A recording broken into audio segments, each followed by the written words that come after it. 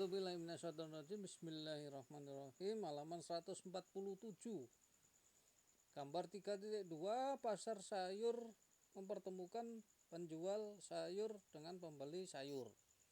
Peran kedua rumah tangga konsumen adalah sebagai penyedia faktor produksi rumah tangga produsen. Penawar faktor produksi produsen di pasar input atau faktor produksi. Salah satu contoh input adalah pasar tenaga kerja. Tenaga kerja merupakan salah satu faktor yang penting bagi setiap perusahaan. Halaman 148. Gambar 3.3. Pengangkutan hasil hutan berupa kayu serta lahan pertanian sayur. Kedua gambar menunjukkan contoh faktor produksi alam. Faktor produksi alam adalah segala sesuatu yang disediakan oleh alam untuk digunakan sebagai faktor pendukung produksi barang dan jasa. Pemilik lahan berperan pemasok faktor produksi alam kepada perusahaan. Sebagai imbalannya ia mendapatkan balas jasa berupa sewa atas produksi yang ditawarkan. Halaman 149. Gambar 3.4. Beberapa faktor produksi. Yang pertama, ini gedung ya, pabrik, gedung atau gudang. Yang kedua adalah pabrik. Yang ketiga alat produksi untuk memproduksi makanan. Yang ketiga pemimpin perusahaan. Yang keempat ya, pemimpin perusahaan. Halaman 150.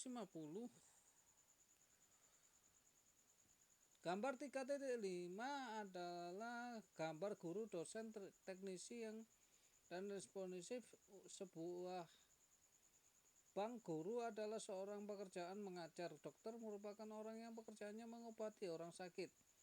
Teknisi adalah orang yang bekerja di bidang teknik. Sedangkan responis adalah orang atau karyawan yang tugasnya melayani para tamu calon konsumen dalam rangka menjajaki kerjasama tertentu dengan perusahaan. Keempat orang tersebut tergolong faktor produksi tenaga kerja. Ini gambar 3.5 faktor produksi tenaga kerja, halaman 150. Halaman 151. Peran rumah tangga perusahaan atau rumah tangga produsen RTP.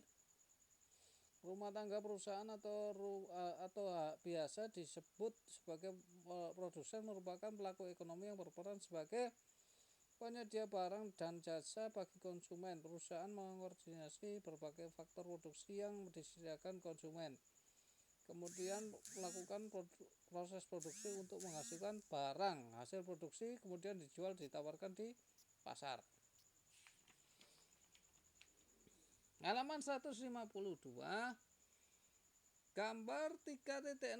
Hubungan pelaku ekonomi dua sektor. Ini rumah tangga produsen ini ke rumah tangga konsumen, atau sebaliknya dari rumah tangga konsumen ke rumah tangga produsen. Ini saat rumah tangga produsen ke rumah tangga konsumen, ini ada pembayaran balas jasa faktor produksi, dan sebaliknya rumah tangga konsumen ke rumah tangga produsen ada pembelian faktor produksi.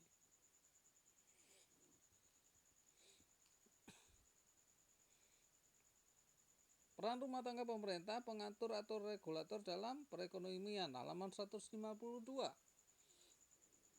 Ini pemerintah berperan sebagai pengatur regulator atau regulator dalam perekonomian suatu negara. Perekonomian harus diatur sehingga perekonomian dapat menyejahterakan masyarakat yang adil dan merata. Konsumen, halaman 153.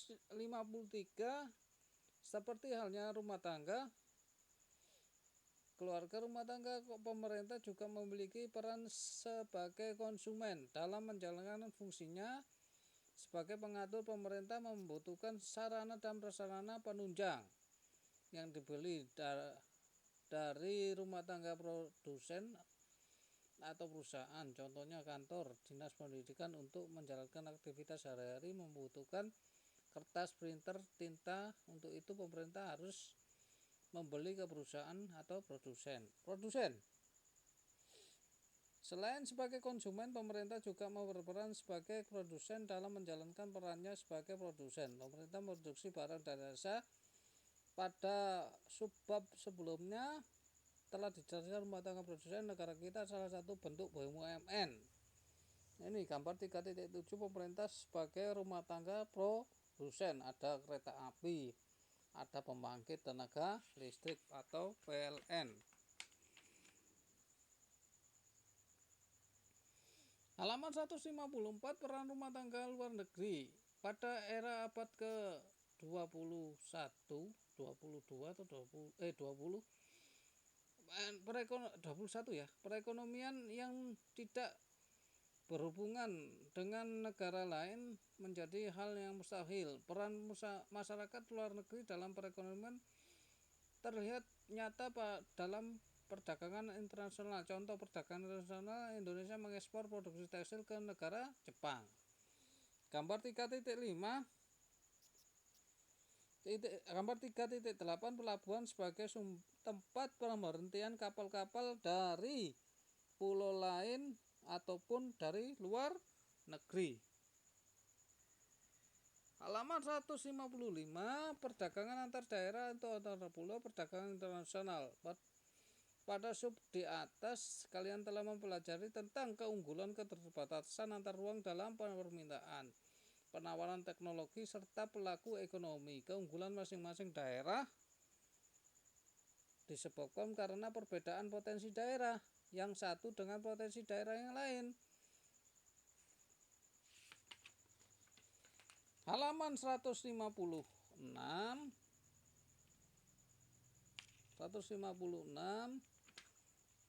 perdagangan dan perdagangan antar daerah antar pulau. Pengertian perdagangan antar pulau yaitu perdagangan perniagaan merupakan kegiatan tukar menukar barang atau jasa berdasarkan kesepakatan bersama tanpa ada unsur paksaan. Ini gambar 3.9